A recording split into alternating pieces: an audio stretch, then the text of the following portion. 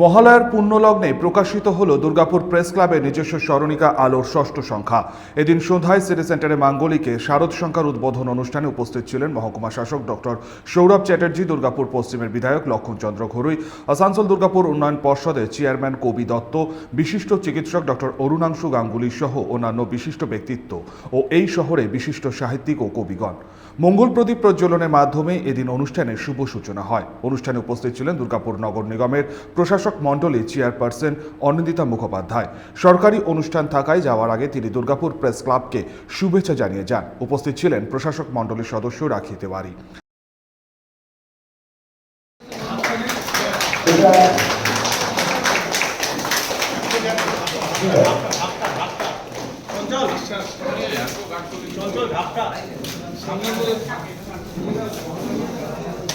এটা আমাদের কাছে আজকে অত্যন্ত গর্বের দিন, আমাদের কাছে আন্তরিকতার দিন এবং ভালোবাসার দিন।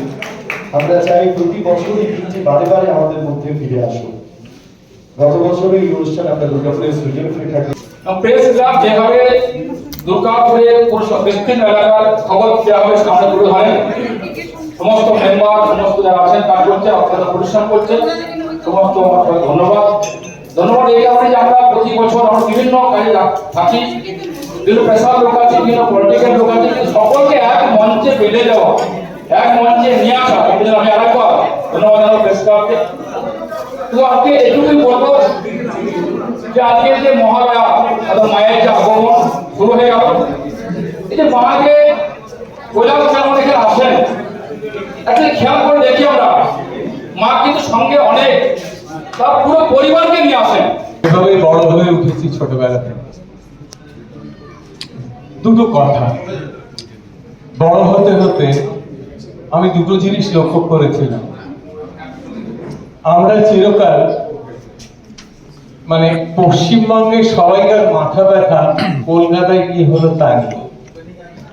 কলকাতায় 10 কোটি মানুষের 1 কোটি লোকের বসবাস, 50 লক্ষ থাকেন, 50 লক্ষ যাতায়াত করেন। বাকি 9 কোটি মানুষ কলকাতার বাইরে থাকে। তাদের নিয়ে কোনো মাথা ব্যথা ছোটবেলা থেকে দেখিনি। তবে দিন বদলেছে, আজকে অনেক অনেক বেশি প্রমিনেন্ট কলকাতার বাইরের অঞ্চল, তারা তাদের নিজের সক্রিয়তায় সেই জায়গায় পৌঁছেছে। যখন কলকাতা থেকে দিল্লি থেকে ফিরে এসে অ্যাপোলো জয়েন করি, তখন দেখতাম বহু লোক এখান থেকে অ্যাপোলো পৌঁছানোর আগে মারা যেতেন বা বিশেষ ক্রিটিক্যালি ইল হয়ে পড়তেন।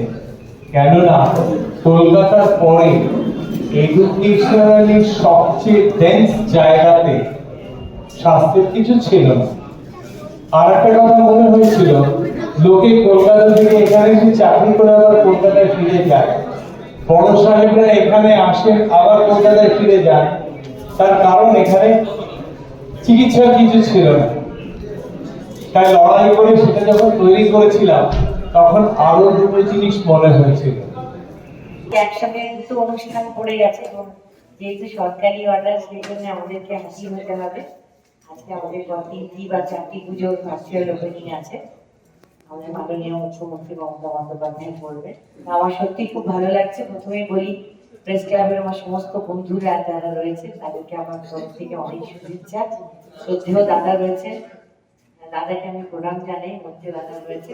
প্রথমেই বলবো যে মঞ্চ সজ্জাটি অপূর্ব হয়েছে, তো আমার সত্যি ভালো লেগেছে।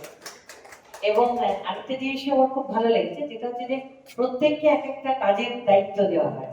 এক্ষুনি আমি দেখছিলাম যে আমার 3 সাংবাদিক ভাই বসে বসে ওই প্রচ্ছদপত্র ঢাকা দেওয়ার জন্য মানে তারা প্যাক করছিলেন। তারা প্রতি বছর এই কাজটাই করে থাকে, যেটা ছেড়ে উন্মোচন করবো। তো তাদেরকে অনেক ধন্যবাদ। আর যেহেতু পুজো চলে এলো, একদম মানে মহালয়ার আসা মানে মনে হয় যে মায়ের আগমন বোধহয় শুরু হয়ে গেল। মায়ের আগমনী বার্তা আমরা পেতে শুরু করেছি। সকলের পুজো অত্যন্ত ভালো কাটুক, সুন্দর কাটুক। আলোর পথ চলে আজকে 6 বছর হলো। বিগত 5টি বছর ধরে তারা পথ চলছে সুন্দরভাবে। আলোর ষষ্ঠ বর্ষের জন্য আমি অগ্রিম শুভেচ্ছা জানিয়ে গেলাম। এবং এটাই বলবো যে তোমরা আলোর দিশারি হও। বিশিষ্ট অতিথিবৃন্দের হাত ধরে এদিন প্রকাশিত হয় ক্লাবের নিজস্ব স্মরণিকা আলো। 2021 সাল থেকে শুরু হওয়া এই স্মরণিকা এবার 6ষ্ঠ সংস্করণে পা দিল।